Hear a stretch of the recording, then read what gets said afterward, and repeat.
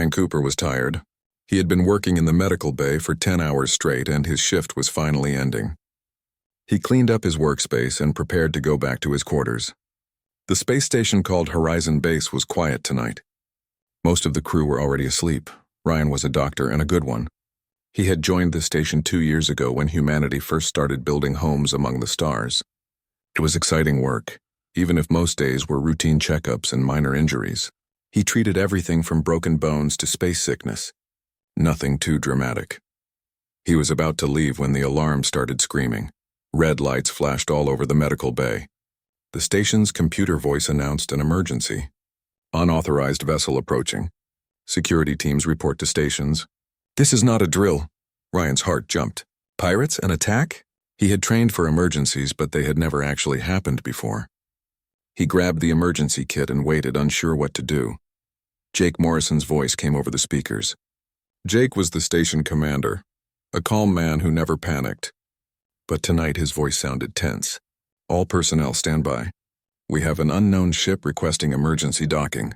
They claim they need medical help. Ryan moved back to his station.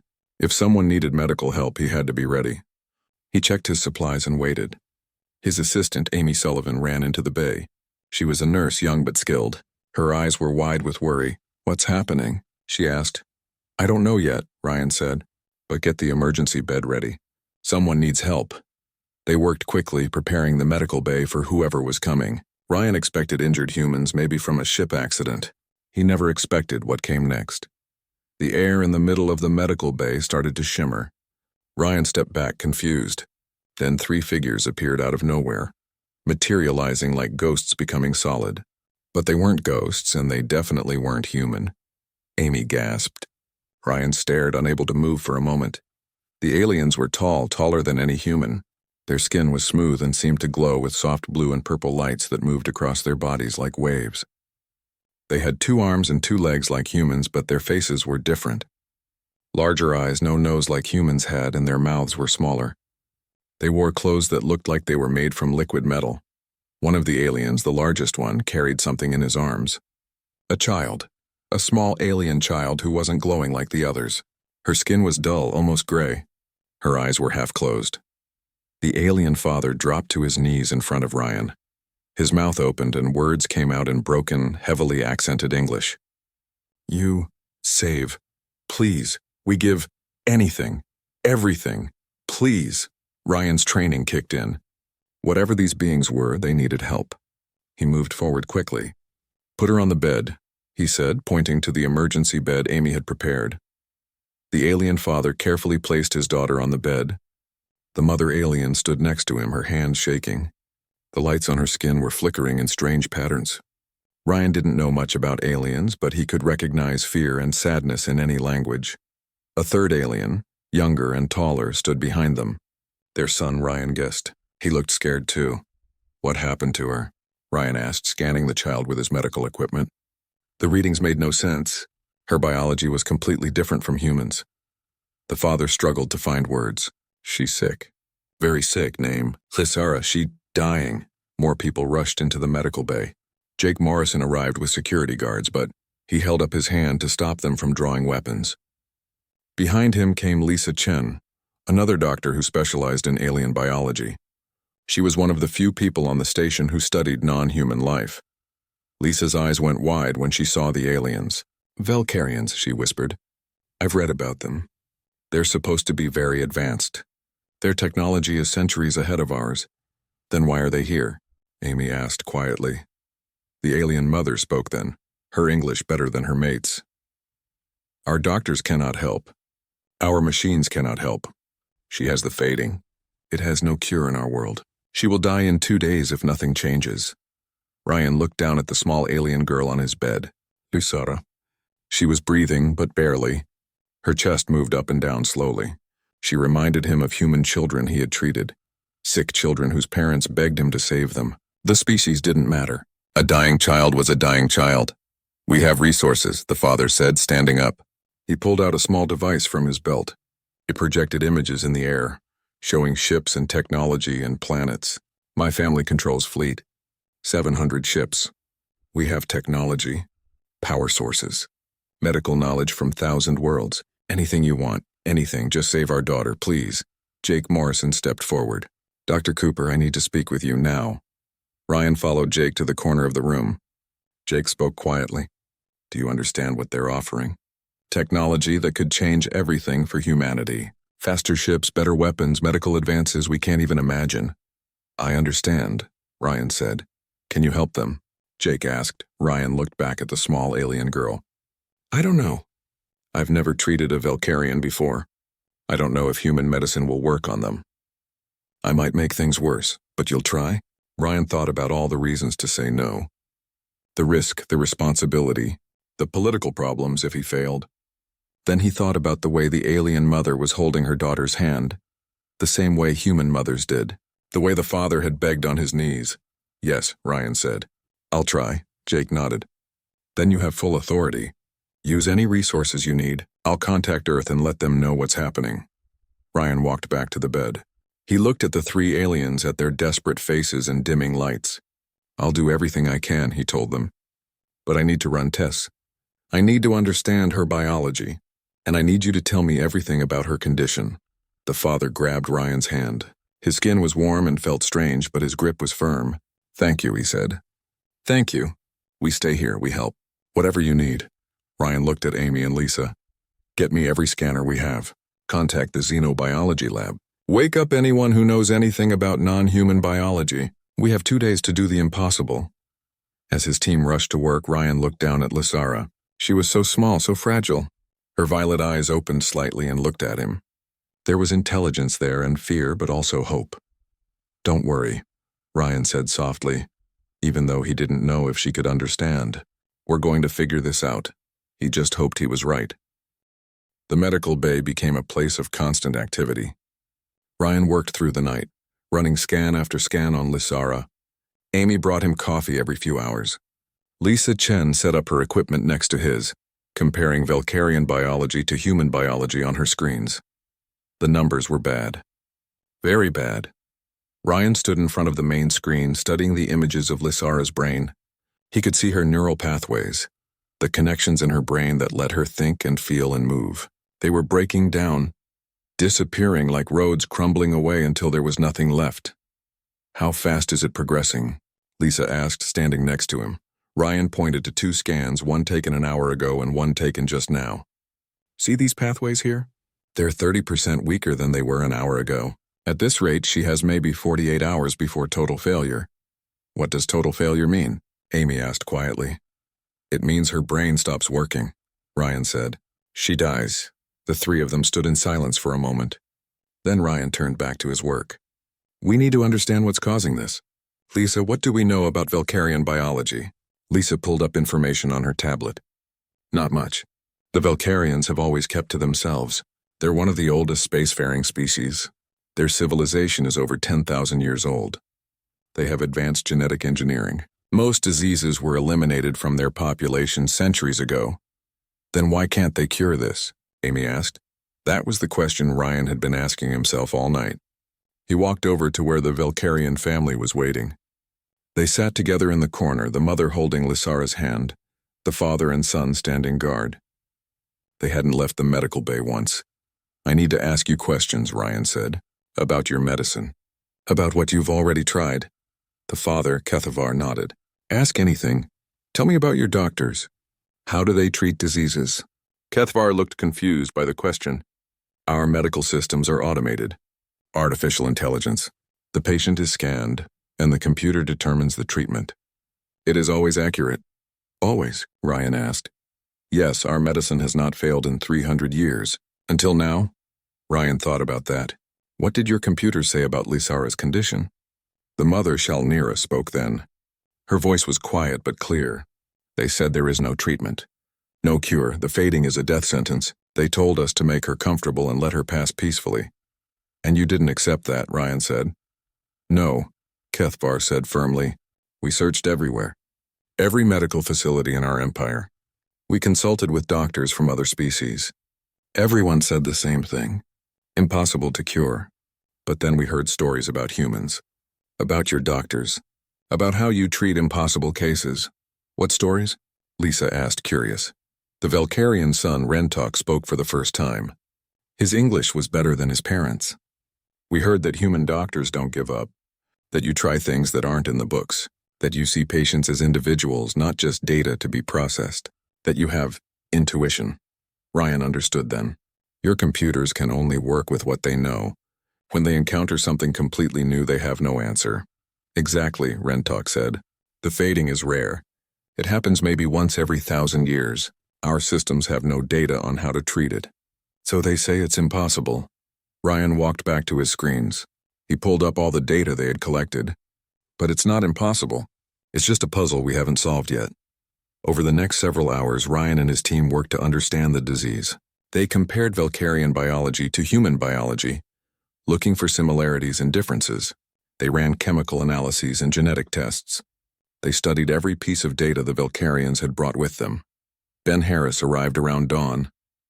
He was the station's neurological specialist, a doctor who focused on brain and nervous system problems. Ryan had called him as soon as he understood that Lysara's brain was the main problem. "Show me what you've got," Ben said, moving to the screens. Ryan walked him through everything they had learned. The disease is called the fading. It attacks the neural pathways, breaking them down. We've tried to find a virus or bacteria causing it, but there's nothing. It's like her own body is attacking itself. Ben studied the scans carefully. He was quiet for a long time, just looking at the images. Then he said something that changed everything. "This looks like an autoimmune response." Ryan turned to him. "What?" "Look at these markers here." Ben pointed to spots on the scan. "These are immune cells. Valkyrian immune cells, but they work similarly to human ones, and they're attacking the neural tissue. Her body thinks her brain is a foreign invader." Lisa joined them at the screen. "An autoimmune disorder? That would make sense. The Valkyrians engineered their genetics centuries ago. They eliminated most genetic variations, most mutations. They made themselves perfect." "But perfect systems are fragile," Ryan said, understanding now. "When something unexpected happens, like a random genetic mutation, their bodies don't know how to handle it." "Exactly," Ben said. "Humans never engineered our genetics like that. We still have genetic variation. We still get autoimmune diseases. So we've spent centuries learning how to treat them." Ryan felt a spark of hope for the first time. "We know autoimmune disorders. We have treatments for them. For humans," Lisa warned, "we don't know if those treatments will work on Valkyrians. The biology is similar but not identical." Ryan called another doctor to the medical bay. Sophie Williams was their pharmaceutical researcher. She knew more about drugs and medicines than anyone else on the station. When Ryan explained the situation, her eyes lit up. "I can modify human immunosuppressants for Valkyrian biology," she said. "It'll take time, but I can do it. I'll need detailed information about her metabolism, her liver function, everything." "You'll have it," Ryan promised. The team worked all day. Sophie modified drugs in the lab. Ben designed a treatment protocol. Lisa ran simulations to predict how Lysara's body might respond. Amy monitored the little girl's vital signs, which grew weaker every hour. By evening, they had a plan. Ryan stood in front of the Valkyrian family to explain it. "We think we know what's wrong," he said. "Lysara's immune system is attacking her brain. It's treating her neural tissue like it's dangerous. We need to stop that immune response and give her brain a chance to heal itself." "Can you do this?" Kethavar asked. Ryan hesitated.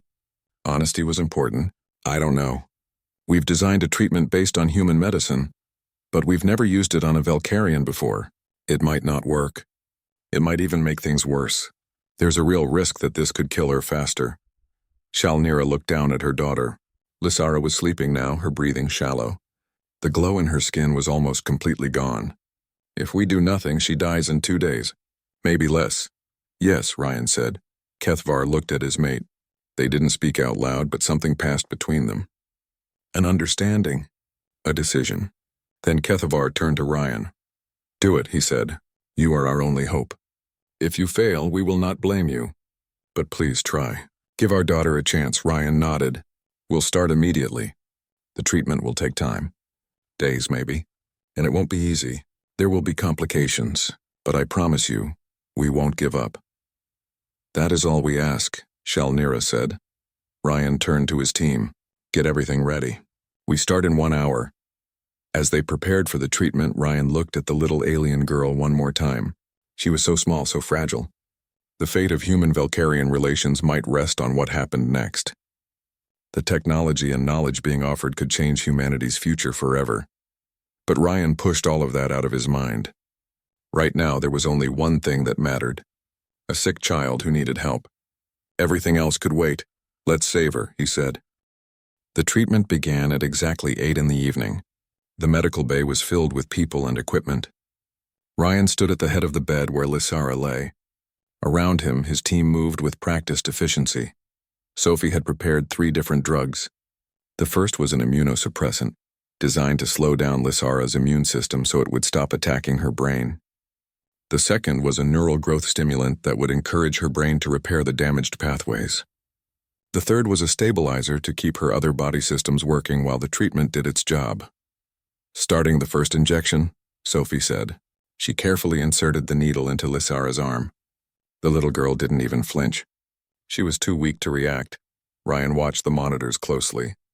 Numbers flashed across the screens showing Lysara's heart rate, brain activity, and dozens of other vital signs. For the first few minutes, nothing changed. Then slowly, gradually, her immune markers began to drop. It's working, Lisa said quietly. Her immune response is decreasing, but there was no celebration. This was only the first step. The real challenge would be getting her brain to heal itself. Hours passed. The team worked in shifts, some sleeping while others monitored Lysara. Ryan refused to leave. He stayed by her bed watching every number, every change. Amy brought him food, but he barely ate. His focus was entirely on his patient. The Valkyrian family watched from their corner. They didn't speak much, didn't ask questions. They just waited, holding on to each other for support. Sometimes Shalanira would come to the bed and hold her daughter's hand, whispering words in her own language that Ryan couldn't understand. He didn't need to. A mother's love sounded the same in any language. On the second day of treatment, Ben noticed something. Look at this, he said, pointing to a brain scan. These pathways here, they've stopped deteriorating. Ryan leaned in close. Ben was right. The damage hadn't gotten worse in the last 6 hours. It wasn't healing yet, but at least it had stopped spreading. We're holding the line, Ryan said. Now we need to push forward. He increased the dose of the neural growth stimulant. It was risky. Too much could cause seizures or other complications, but they needed to encourage Lysara's brain to start rebuilding. More hours passed. Ryan was exhausted. He had been awake for almost 40 hours. His eyes burned and his head ached, but he couldn't stop. Wouldn't stop. Not when they were so close. Ryan, you need to rest, Amy said gently. Let me and Lisa take over for a few hours.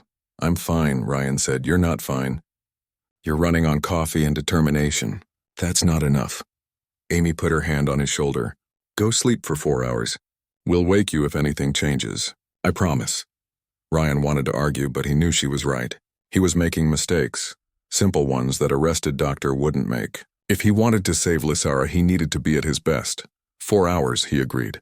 No more. He went to his quarters and collapsed on his bed. Sleep came instantly, deep and dreamless.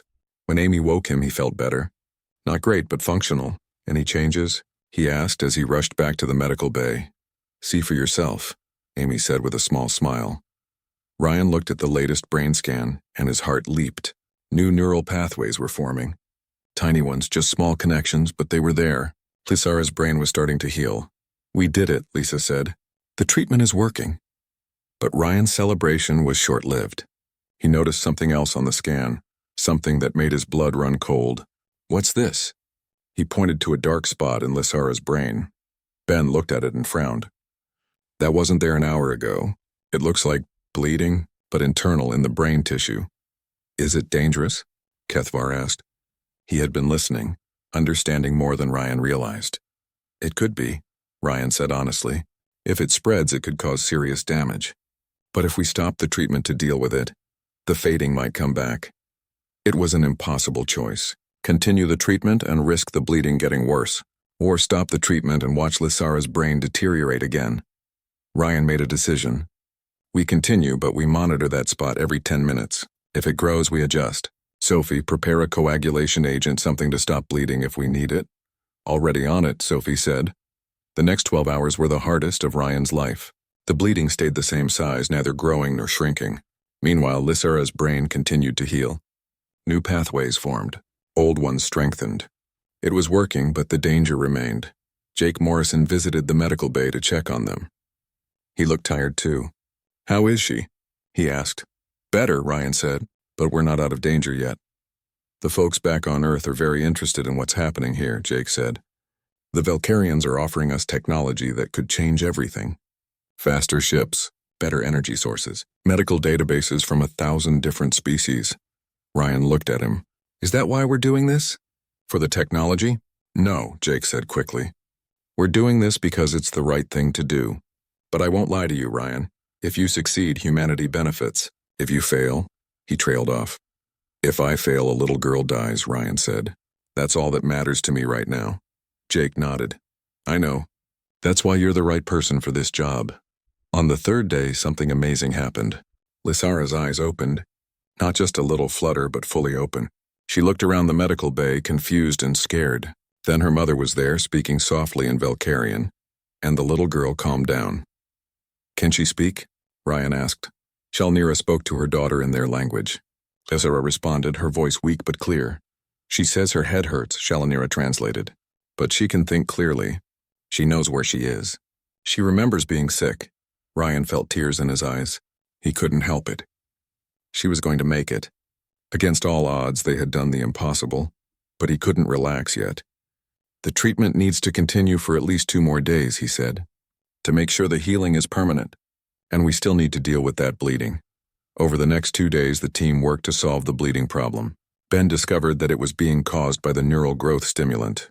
Lysara's new brain tissue was growing so fast that it was putting pressure on her blood vessels. He adjusted the dosage, slowing the growth to a safer pace. The bleeding stopped. The healing continued. And slowly, steadily, Lysara got better.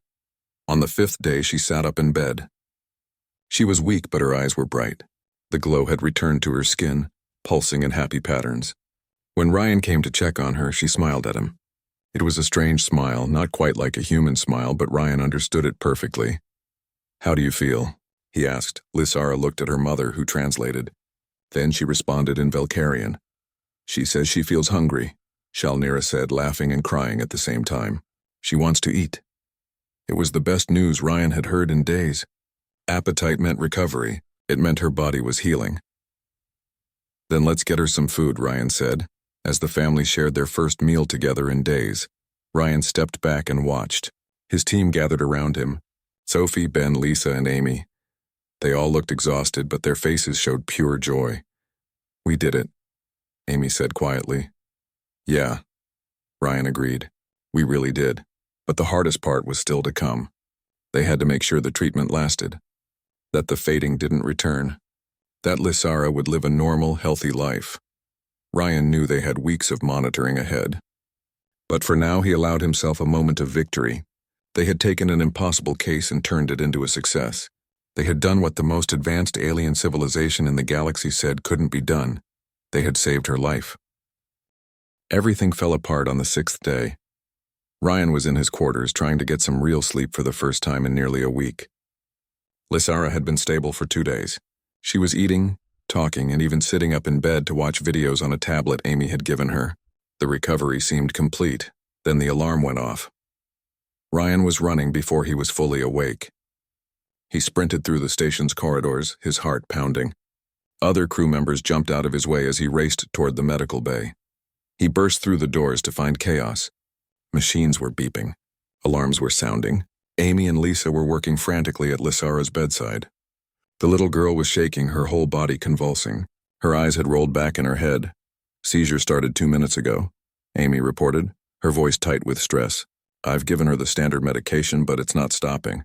Ryan pushed forward, his doctor's training taking over despite his fear. "Get me the neural stabilizer now." Sophie appeared with the injection. Ryan administered it quickly, his hands steady despite the panic in his chest. For a moment, nothing happened. Then slowly, the convulsions began to ease. Lysara's body relaxed. But she didn't wake up. "What's her brain activity?" Ryan asked. Lisa checked the monitors and her face went pale. "It's dropping, fast. Ryan, she's barely registering any neural activity at all." "That's impossible," Ben said, rushing into the room. "She was fine 3 hours ago. I checked her scans myself." Ryan pulled up the latest brain scan. What he saw made his stomach twist. The neural pathways they had worked so hard to rebuild were failing, dissolving. It was like watching a bridge collapse in slow motion. "The fading is coming back," he said quietly. "No," Kethavar said from behind him. No. You saved her. You said she was getting better." Ryan turned to face the alien father. "I thought she was. I don't understand what's happening." Shalnira let out a sound that Ryan would hear in his nightmares forever. It wasn't quite a scream, wasn't quite a cry. It was raw grief. The sound a mother makes when she's losing her child. The sound echoed through the medical bay and seemed to shake the very walls. Rentok, the son, stood frozen. His skin patterns had gone completely dark, all light extinguished. "This is our fault," he said quietly. "We asked too much. We hoped for a miracle when there was none to be given." "No," Ryan said firmly. "We're not giving up." "Not yet." He turned back to his team. "Run every test. Check everything. There has to be a reason this is happening." They worked with desperate speed. Blood tests, genetic scans, chemical analyses. They looked for infection, for complications, for anything that could explain the sudden relapse. But they found nothing. Lysara's body was shutting down and they couldn't figure out why. Hours passed. Lysara's condition worsened. Her breathing became shallow. Her heart rate slowed. The glow in her skin faded to almost nothing. Jake Morrison came to the medical bay. He looked at the scene and his face fell. "Is there anything I can do?" he asked. "No," Ryan said, "unless you know something about Valkyrian neurology that we don't." Jake put his hand on Ryan's shoulder. "You did everything you could. No one could have done more." "It wasn't enough," Ryan said bitterly. Sophie sat down at a computer station, tears running down her face. Ben stood at the wall staring at nothing. Lisa kept running tests even though she knew they wouldn't find anything new. Amy stood by Lysara's bed holding the little girl's hand. Ryan wanted to scream. They had been so close to saving her, and now she was slipping away and he didn't know why. He looked at the brain scans again, studying them for the 100th time. There had to be something he was missing. Some clue, some detail that would make everything make sense. Then he saw it. It was so small he had almost missed it. A tiny flicker of activity in a part of Lysara's brain that should have been quiet. It was in the region that human brains use for dreaming, for imagination, for consciousness itself. "Lisa, look at this," Ryan said. Lisa came over, wiping her eyes. "What am I looking at?" "Here," Ryan pointed. "This region. It's showing activity even though she's unconscious. It's like she's dreaming. Is that significant?" Ben asked. Ryan's mind was racing. When human patients are in comas, sometimes we see this pattern. Their brains are trying to find a way back to consciousness. They're fighting to wake up. "So Lysara is fighting?" Lisa asked. "I think so," Ryan said. "Her body might be failing, but her consciousness, her mind, is still trying to survive." "How does that help us?" Sophie asked. Ryan thought back to his training. He remembered a technique used with coma patients. It wasn't scientific exactly. It was based more on hope than hard evidence. But sometimes, when nothing else worked, it made a difference. "We need to help her find her way back," Ryan said. "We need to give her something to wake up for." He turned to Kethavar and Shalnira. "Talk to her. Both of you. Tell her stories. Sing songs. Share memories. Anything that might reach her, that might remind her of why she needs to fight." "But she's unconscious," Kethavar said. "She cannot hear us." "Maybe she can," Ryan said. "Maybe some part of her is still listening." The parents moved to their daughter's bedside. They began speaking in Valkyrian, their voices soft and loving. Shalnira sang a song, a lullaby that she had sung to Lysara since she was born. Rentok joined in, telling his sister about the things they would do when she got better. Ryan watched the monitors. The activity in that small part of Lysara's brain increased. Just a little, but it was there. "It's working," Lisa whispered. "She's responding." Ryan made a decision based more on instinct than science. "We're going to try something different. Sophie, I need you to modify the neural stimulant. I want it to target specifically this region here." He pointed to the spot showing activity. "That's risky," Sophie said. "We could damage her brain if we overstimulate it." "She's dying anyway," Ryan said. "We have to try." Sophie nodded and went to work. 20 minutes later, she came back with the modified drug. "This is experimental. I have no idea if it will work." "It has to work," Ryan said. He administered the injection himself. For 5 minutes, nothing happened. Lysara lay still, her breathing shallow, her skin dim. The family continued to speak to her, their voices growing desperate. Then Ryan saw it. On the monitor, in that small region of her brain, activity exploded. Connections fired. Pathways lit up. It was like watching a light being turned on in a dark room. "Come on," Ryan whispered. "Come back. Fight for it." More neural pathways began to activate, slowly at first, then faster. The connections they had built over the past week began to strengthen again. The damage started to reverse. Lysara's eyes fluttered. Once, twice. Then they opened fully and they were violet again, bright and clear. She took a deep breath. A real breath. Color returned to her skin. The glow came back, pulsing in steady, healthy patterns. "Mama?" she said in Valkyrian, her voice weak but present. Shalnira sobbed and pulled her daughter into her arms. Kethavar wrapped his arms around both of them.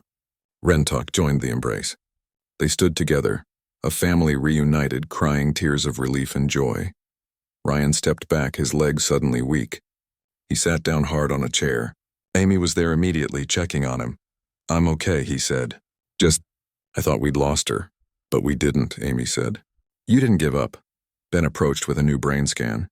"Look at this. Her neural pathways are rebuilding again, but differently this time. They're stronger, more resilient. It's like her brain learned from the first treatment and is doing better the second time." "Will it last?" Ryan asked. "I don't know," Ben admitted. "But whatever just happened, it changed something fundamental. She's not just recovering. She's healing in a way we didn't expect." Ryan watched the Valkyrian family. They were laughing now, all of them, as Lysara told them about the dream she had been having. He couldn't understand the words, but he could see the love and joy in their faces. "We need to monitor her closely for at least another week," Ryan said. "Make sure this holds." "Agreed," Lisa said. "But Ryan, I think we actually did it. I think we cured her." Ryan wanted to believe that. But he had been wrong before. He wouldn't celebrate until Lysara was completely healed and back with her family. Still, for the first time in days, he felt real hope. 3 weeks later, Lysara was running. Ryan stood in the observation deck of Horizon Base and watched her chase after a holographic butterfly that Ben had created for her. She laughed as she ran, a sound like wind chimes. Her skin glowed bright with happiness, patterns of gold and purple swirling across her body. "She looks completely healthy," Lisa said, standing next to Ryan. "All her scans are perfect. Better than perfect, actually. Her neural pathways are stronger than a typical Valkyrian her age." "The treatment changed her somehow," Ryan said. "Made her stronger." "You saved her life," Lisa said simply. Ryan shook his head. "We saved her life, all of us. It wasn't just me." Over the past 3 weeks, Lysara had made a full recovery. She ate well, slept well, and had the energy of any healthy child. More importantly, the fading hadn't returned. Daily scans showed no signs of neural deterioration. Her immune system had stabilized. She was cured. The Valkyrian family had stayed on the station the entire time. They wanted to be sure their daughter was truly healed before they returned home. During those weeks, something unexpected had happened. Humans and Valkyrians had become friends. Rentok spent time with Ben and Sophie, learning about human medicine. He was amazed by how different it was from Valkyrian medicine. "Your approach is so creative," he told them. "You try things that our computers would never consider. You use intuition and experience, not just data." Shalnira had tea with Amy every afternoon. They shared stories about their lives, their homes, their hopes. Despite being from different worlds, they found they had much in common. Both loved their families. Both worried about the future. Both wanted a galaxy where their children could be safe. Kethavar spent most of his time with Jake Morrison, discussing politics and diplomacy. "My people have been wrong about humans," he admitted one day. "We thought you were primitive. We thought your medicine was centuries behind ours. We were arrogant." "You were scared," Jake said kindly. "Fear makes us all see things wrong sometimes." Now, on the day the Valkyrians were scheduled to leave, Kethavar asked Ryan to meet him in a private conference room. Ryan went, curious about what the alien wanted to discuss. Kethavar stood when Ryan entered. In his hands, he held a small crystal device. It glowed with internal light, beautiful and complex. "This contains everything I promised," Kethavar said. "Technology for faster-than-light communication." blueprints for zero-point energy generators, medical databases from over 1,000 different species, manufacturing techniques for materials stronger than anything humans currently possess. This knowledge could advance your civilization by centuries. He held out the crystal to Ryan. It is yours. You saved my daughter. This is what we agreed upon. Ryan took the crystal. It was warm to the touch and surprisingly light. He stared at it, thinking about what it represented. Ships that could travel faster between stars, better medical care for millions of people, new technologies that could solve problems humanity had struggled with for generations. Thank you, Ryan said. This will help a lot of people. It is we who should thank you, Kethvar said. He walked to the window, looking out at the stars. Let me tell you something about the Valkyrians. 10,000 years ago, our ancestors decided to make our species perfect. They used genetic engineering to eliminate diseases, to remove weaknesses, to create optimal beings. It worked, Ryan said. You're one of the most advanced civilizations in the galaxy. Yes, it worked, Kethvar agreed. But we paid a price. We eliminated variation. We eliminated the unexpected. We became predictable. Our medicine became algorithmic, following predetermined paths. When something happened that wasn't in our databases, we had no answer. He turned to face Ryan. Your species never did that. You kept your variations, your imperfections, your unpredictability. Your medicine evolved from failure and success, from trying new things even when logic said they wouldn't work. You learned to be creative because you had to be. Our flaws made us stronger, Ryan said, understanding. Exactly, Kethvar said. When my daughter got sick, our perfect medicine failed. But your imperfect medicine succeeded, because you saw possibilities where we saw only predetermined outcomes. You refused to accept that something was impossible.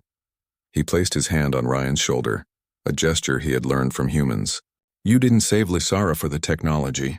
You didn't save her for political gain. You saved her because she was a sick child who needed help. That is the greatest strength of humanity. You care, even when it doesn't benefit you. Ryan felt his eyes getting wet. She deserved a chance to live. Every child does. I will tell this story throughout our empire, Kethvar said, about the human doctor who saved a Valkyrian child when Valkyrian medicine failed. About the species that chose compassion over compensation. The galaxy needs to know about humanity's true strength. They stood in silence for a moment, two beings from different worlds who had become friends through shared struggle. There's one more thing, Kethvar said. Lysara wants to say goodbye to you herself.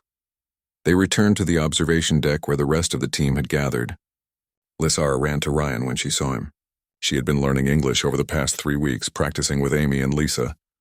Dr. Ryan, she said in careful English, I want to say thank you. Ryan knelt down so he was at her eye level. You're very welcome, Lysara.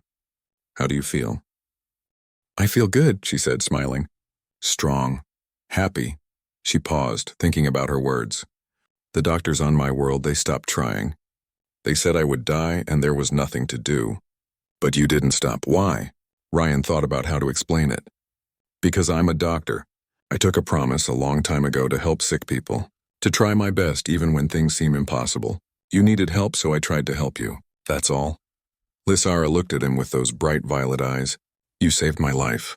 I will remember you forever. She hugged him then, wrapping her thin arms around his neck. Ryan hugged her back, feeling her warmth, her alive heartbeat. This was why he became a doctor. Not for fame or money or recognition. For moments like this. For saving lives. The whole team gathered to say goodbye. Sophie gave Lysara a stuffed animal, a bear that was soft and fluffy. Ben gave her a tablet loaded with games and videos. Lisa gave her a book about Earth with pictures of oceans and mountains and cities. Amy gave her a bracelet she had made herself with beads that glowed in the dark. Remember us, Amy said, hugging the little girl. I will never forget, Lysara promised. The Valkyrian family prepared to leave. Their ship was docked at the station, ready to take them home. Before they boarded, Shalnira approached Ryan. You gave me back my daughter, she said. There are no words in any language to properly thank you, but I will try every day for the rest of my life to be worthy of this gift you've given us. Take care of her, Ryan said. That's all the thanks I need. As the Valkyrian ship departed, Ryan stood with his team in the observation deck. They watched the ship accelerate away, its engines glowing bright against the darkness of space. We did something amazing, Sophie said quietly. We really did. Yeah, Ben agreed. We cured an incurable disease, saved a life that everyone said couldn't be saved. We proved that human medicine has value, Lisa added. That our approach, our creativity, our refusal to give up, those things matter. Jake Morrison joined them. You know what the best part is? The Valkyrians are going to share our story with the whole galaxy. Other species will hear about this. They'll learn that humans don't give up, that we care about helping others, that we can solve problems in ways they never considered. Is that important? Amy asked. Yes, Jake said. Because now, when other species think about humans, they won't just see us as primitive newcomers to the galaxy. They'll see us as people who saved a child when no one else could. That's a reputation worth having. Ryan said nothing. He was thinking about Lysara, hoping she would have a long and happy life.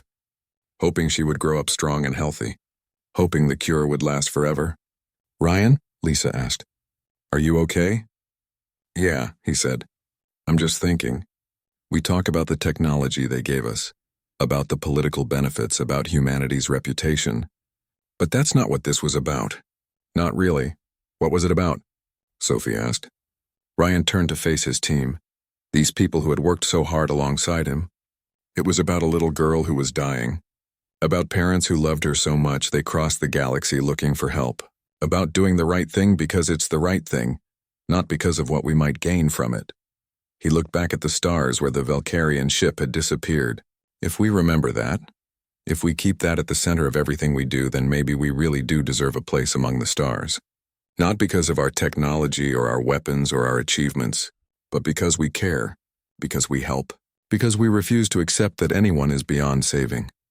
The team stood together in silence, watching the stars. Somewhere out there, a little girl was going home alive and healthy. Somewhere out there, a family was whole again.